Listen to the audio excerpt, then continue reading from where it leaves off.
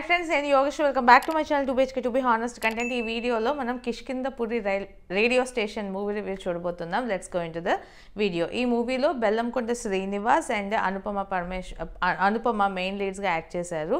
And ఈ movie మనకి currently థియేటర్స్లో అవైలబుల్గా ఉంది.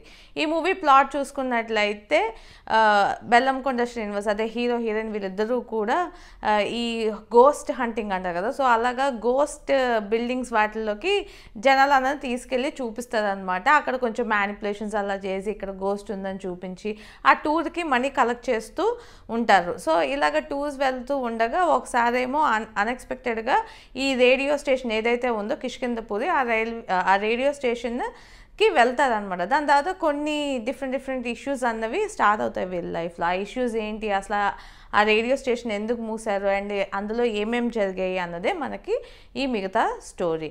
ఈ మూవీ టోటల్గా ఒక 2 hours 5 minutes అలానే ఉంటుంది. ఇందులో ఫస్ట్ హాఫ్ బాగుందా సెకండ్ హాఫ్ బాగుందా అంటే ఫస్ట్ హాఫ్ స్టార్ట్ అయిన విధానం అదంతా చాలా డీసెంట్గా అనిపించింది. కొంచెం అలా సాఫ్ట్గానే వెళ్ళింది అనిపించింది. ఫస్ట్ హాఫ్లో వచ్చే ఒక సాంగ్ ఎందుకురా బాబు అన్నెసరీ అనిపించింది, but rest all fine. Second half కూడా అలానే. సెకండ్ హాఫ్లో ఏదైతే విలన్ క్యారెక్టరైజేషన్ చూపించారో అది కొంచెం బాగుంది. అలానే ఒక 2-3 ట్విస్ట్ ఉంటుందన్నమాట సెకండ్ హాఫ్లో, అది కూడా కొంచెం బాగానే అనిపించింది. సో ఫస్ట్ హాఫ్ బాగుందా సెకండ్ హాఫ్ బాగుందా అంటే రెండు కూడా కొంచెం ఎంగేజింగ్గా అలా గడిచిపోయిందనే చెప్పొచ్చు. ఇందులో పాజిటివ్స్ అంటే డెఫినెట్లీ కాస్ట్ అని చెప్పొచ్చు. యాక్చువల్లీ ఈ కాస్ట్ అనడం కన్నా విలన్ ఎవరైతే ఉన్నారో ఆయన యాక్టింగ్ కానివ్వండి, అనుపమ యాక్టింగ్ కానివ్వండి, వీళ్ళిద్దరు యాక్టింగ్ ఇంకొంచెం డామినేటింగ్గా ఉంది హీరో యాక్టింగ్తో కంపేర్ చేసుకుంటే. హీరో కూడా ఆయనకు ఆ క్యారెక్టర్ తగ్గట్టు చేశారు, బట్ వీళ్ళిద్దరు క్యారెక్టర్సే కొంచెం డామినేటింగ్గా ఉంది ఆ యాక్టింగ్ పర్స్పెక్టివ్లో చూసుకున్నట్లయితే.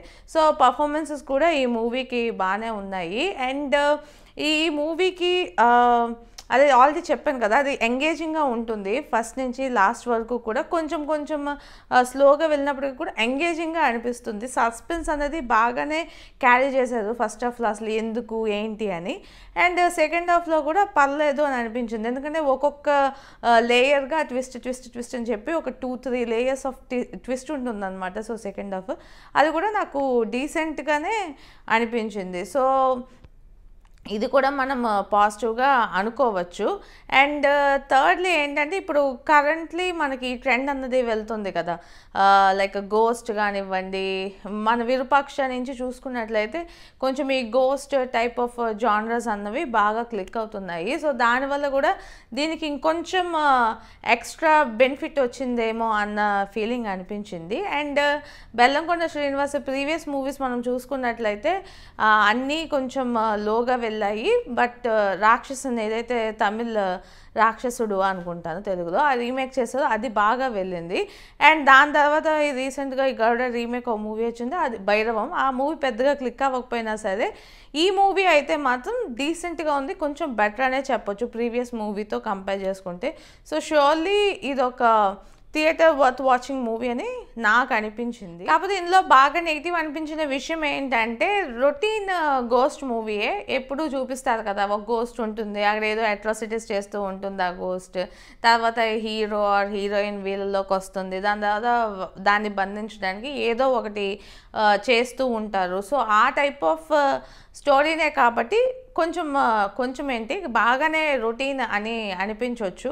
అది కొంచెం పక్కన పెట్టి ఓకే ఏదో ఒకసారి క్యాజువల్గా థియేటర్లో చూద్దాము అనుకుంటే మాత్రం కొంచెం బాగానే ఉంటుంది. కాకపోతే మరీ అంత హారిఫైయింగ్గా కొన్ని మూవీస్ ఉంటాయి కదా, ప్రతి సెకండ్ జిల్ అని భయపడుతూ ఉండేలాగా ఉంటాయి చాలా మూవీస్ ఉంటాయి అంటారు, మరీ అంత రేంజ్లో లేదు.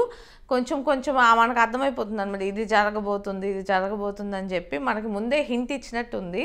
సో దానివల్ల అంత భయం అనిపించలేదు, ఎందుకంటే నేనే చాలా భయపడుతూ ఉంటాను. సో నాకు అంతగా భయం అనిపించలేదు కాబట్టి పర్లేదు. అండ్ ఈ మూవీలో నాకు అన్నిటికన్నా బాగా నచ్చింది ఏంటంటే శాండీ మాస్టర్ అసలు ఎలా చేస్తున్నారో అసలు క్యారెక్టర్స్ తెలీదు. లియో మూవీస్లో స్టార్ట్ అయ్యింది, ఇప్పుడు రీసెంట్గా లోకల్లో చేశారు, ఇప్పుడు మన తెలుగు మూవీలో కూడా చేశారు. తెలుగు మాట్లాడుతున్నారు, కన్నడ మాట్లాడుతున్నారు, మలయాళం మాట్లాడుతున్నారు, ఇంకా అన్నీ కూడా మిక్స్ చేసి మంచి ఆర్టిస్ట్గా వస్తున్నారు. ఆయన ఒక డాన్స్ మాస్టర్ బట్ ఒక మంచి ఆర్టిస్ట్గా కూడా వస్తున్నారు. చాలా రిఫ్రెషింగ్గా ఉంది.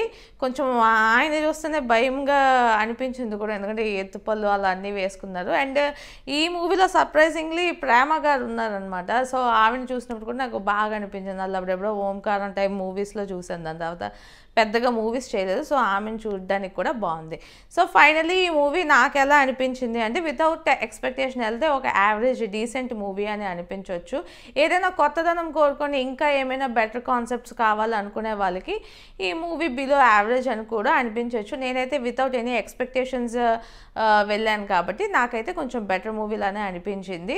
అండ్ 2 మూవీస్ చూశాను ఈ వీకెండ్లో థియేటర్లో 2 మూవీస్ చూసినప్పుడు 2 కూడా నాకు యావరేజ్ అనిపించాయి. బట్ ఇంకో మూవీ కన్నా ఈ మూవీ ఒక్క 10% ఎక్స్ట్రా బెటర్ అని నాకు అనిపించింది. చూస్తున్నంతసేపు కంపారిజన్ లేకుండా చూసినప్పుడు ఓకే అనిపించింది. బట్ కంపారిటివ్లీ ఆ మూవీతో చూసుకుంటే ఇంకొంచెం బెటరే ఈ మూవీ అని నాకు అనిపించింది. సో మీరు ఈ మూవీ చూస్తే మీకు ఎలా అనిపించింది అని నాకు కమెంట్స్లో చెప్పండి. అండ్ ఈ వీడియో మీకు నచ్చినట్లయితే లైక్ చేయండి, మీ ఫ్రెండ్స్ అండ్ ఫ్యామిలీతో షేర్ చేయండి. ఇలాంటి మంచి మంచి వీడియోస్ మళ్ళీ చూడాలనుకుంటే నా ఛానల్ని సబ్స్క్రైబ్ చేసుకోండి. This is Yogesh signing off to be honest content.